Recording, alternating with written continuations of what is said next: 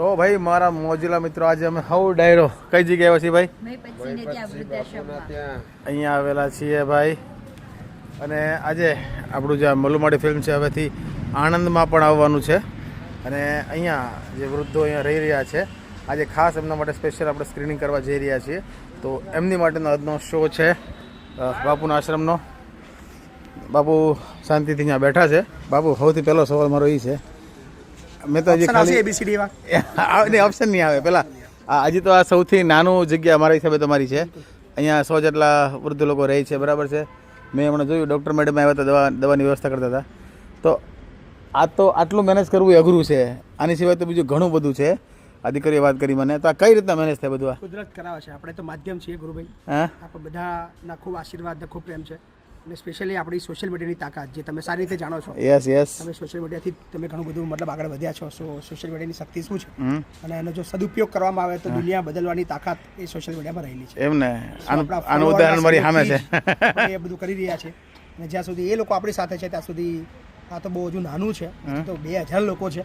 અને આવનાર જૂન મહિનાની અંદર મહિપતસિંહ ફાઉન્ડેશન આખા વર્લ્ડની સૌથી મોટી NGO બનવા જઈ રહી છે, જેની સંખ્યા 5000 કરતાં પણ વધારે થવાની છે. વાહ વાહ, ઓલમોસ્ટ કમ્પ્લીટ થઈ ગયા છે.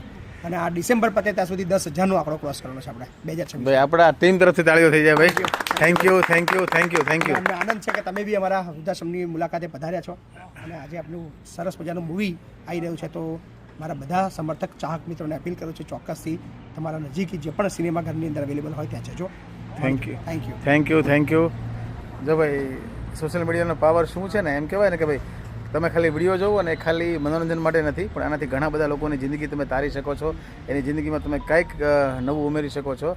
તો એનું જીવતું જાગતું ઉદાહરણ મારી સામે છે.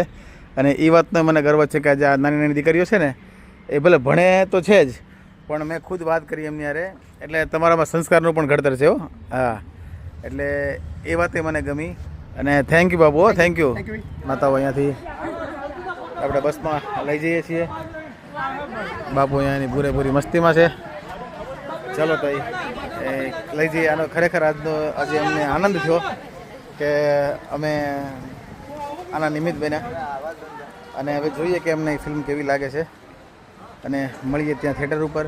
બાકી તમે એનો જોયો તો ખાસ અત્યારે જોઈ લેજો, લાઈક શેર ફોલો કરી દેજો, એટલે અમને થોડીક મજા આવે.